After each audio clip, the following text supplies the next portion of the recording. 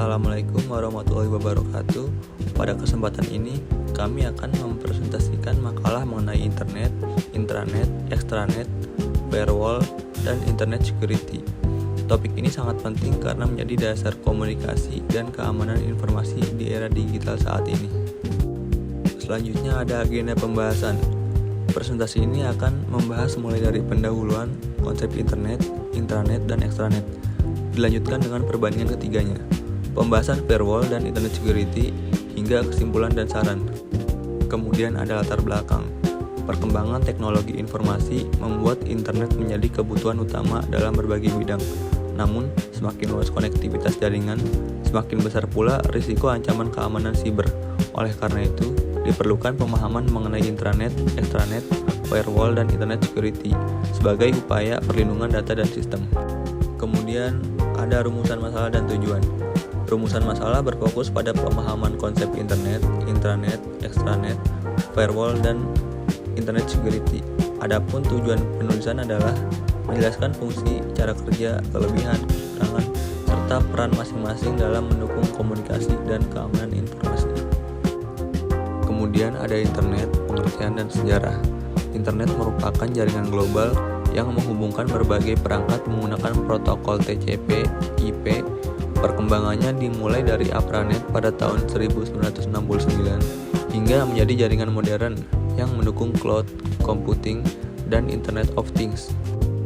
Dan selanjutnya ada fungsi dan cara kerja internet.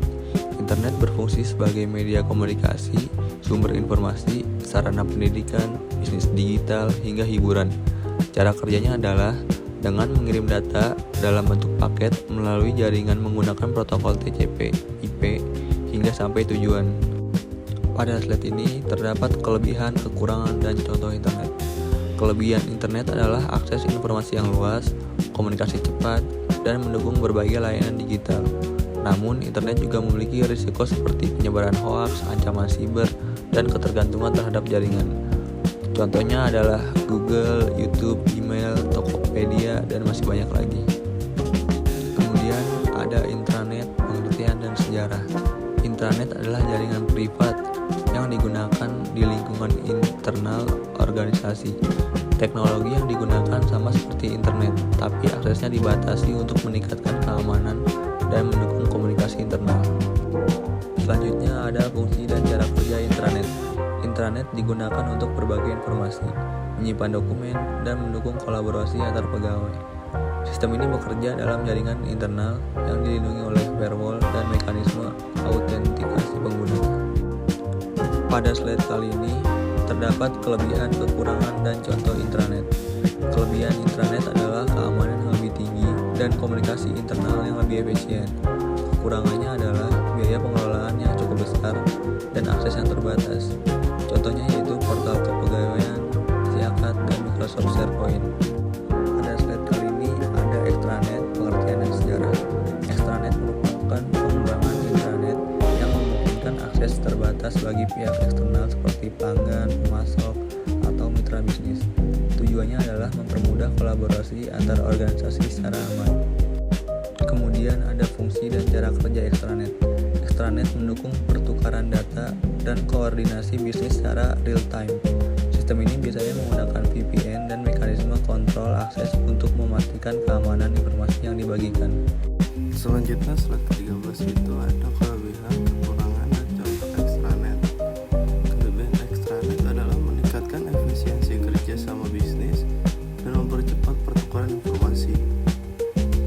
Namun penggunaan keamanan lebih kompleks karena melibatkan pihak eksternal, contohnya adalah portal pemasok dan sistem EDI. Selanjutnya slide 14 itu ada perbandingan internet, intranet, dan extranet. Perbandingan utama ketiganya terletak pada cangkupan pengguna dan tingkat keamanan. Internet bersifat publik. Intranet digunakan secara internal, sedangkan extranet menghubungkan organisasi dengan pihak eksternal tertentu secara terbatas dan aman. Selanjutnya itu firewall, pengertian dan jenis.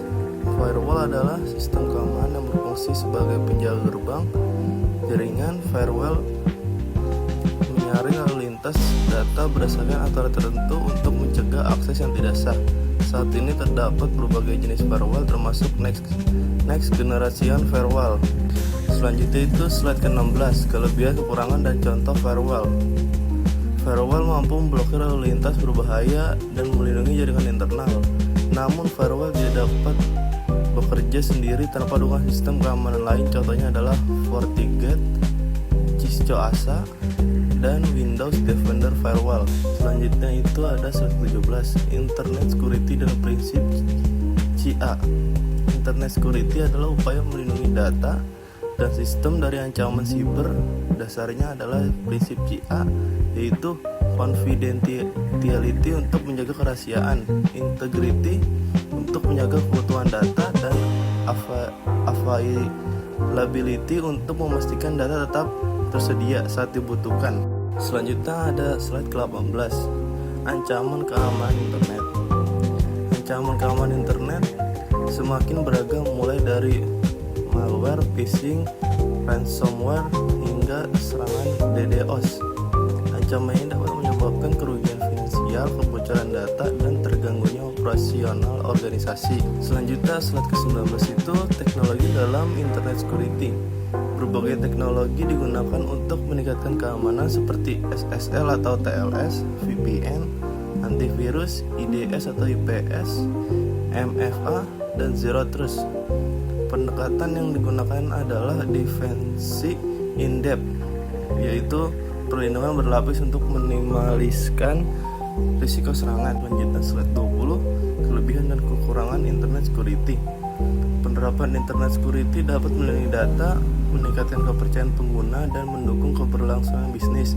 Namun penerapan membutuhkan biaya, sumber daya manusia yang kompeten, serta pembaruan sistem secara berkelanjutan. Selanjutnya kesimpulan, dapat disimpulkan bahwa intranet dan extranet memiliki fungsi yang berbeda, namun secara melengkapi. Firewall dan internet security menjadi komponen penting dalam menjaga keamanan informasi di tengah peningkatnya ancaman siber. Yang terakhir itu ada saran. Mahasiswa perlu meningkatkan literasi digital dan kesadaran keamanan siber.